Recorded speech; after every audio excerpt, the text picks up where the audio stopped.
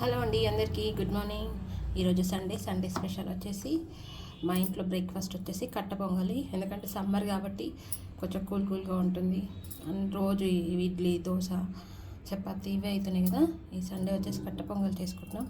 ఇదంటే దానికి కావాల్సిన ఒక గ్లాస్ రైసు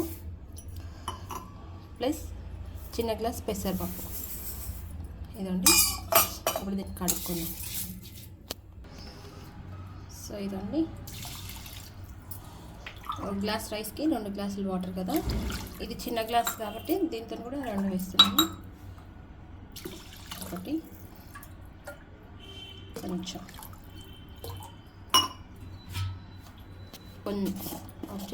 కొంచెం పసుపు, ఉప్పు వేయట్లేదు, కొంచెం పసుపు.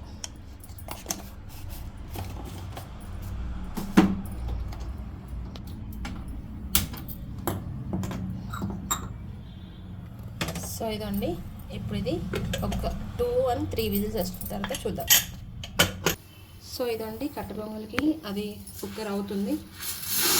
ఈలోపు ఏంటంటే తాలింపుకి రెడీ చేసుకుందాం. చిన్న ముక్క అల్లం, జీడిపప్పు, మిరియాలు, జీలకర్ర, కరివేపాకు, పచ్చిమిర్చి, నెయ్యి అండ్ కొంచెం ఆయిల్. సో ఇవి కావాల్సినవి. సో ఇదండి ఇదైతే అయిపోయింది. ఇప్పుడు ఇది మూత తీసి చూద్దాం. సో ఇదండి ఇప్పుడు ఇది ఇలా అయిపోయింది కదా. దీంట్లో సాల్ట్ వేయాలి మనము. ఇప్పుడు దీంట్లో పొయ్యి మీద కొంచెం వాటర్ పెట్టుకొని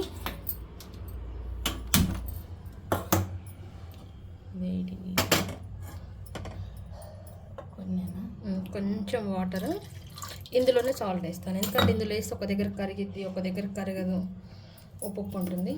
ఇందులో కొంచెం సాల్ట్ వేస్తాను.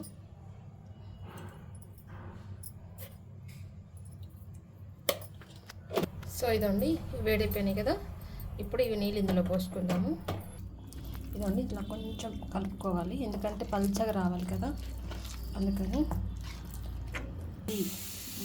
సో ఇది అయిపోయింది కదా. ఇప్పుడు తాలింపు వేసుకుందాం. సో ఇదండి కొంచెం ఆయిల్ అండ్ కొంచెం నెయ్యి,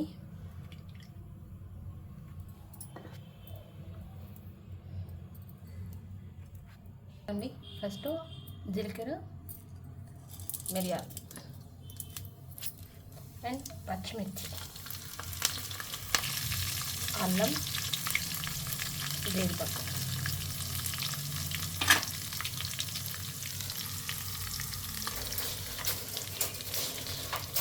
సో ఇప్పుడు కరివేపాకు అండి, ఇంగువ బాగుంటుంది ఇంగువ వేస్తే.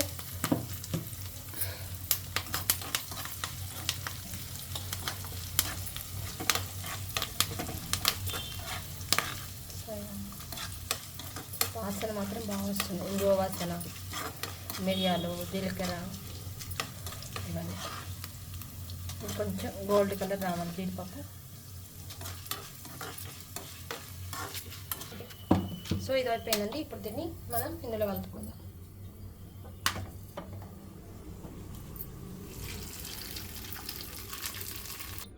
సో ఇదండి సండే స్పెషల్ వచ్చి మా బ్రేక్ఫాస్ట్ వచ్చి కట్ట పొంగలి. సో ఇదండి దీని మీద కొంచెం నెయ్యి వేద్దాం.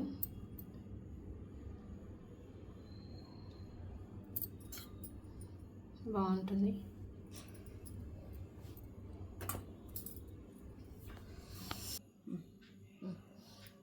ఇలా పెట్టి. సో ఇదండి మీకు నచ్చితే ట్రై చేయండి, బాగుంటుంది. సమ్మర్ కాబట్టి పెసరపప్పుతోని కూల్గా ఉంటుంది కట్ట పొంగలి. Thank you. అందరికీ హ్యాపీ సండే.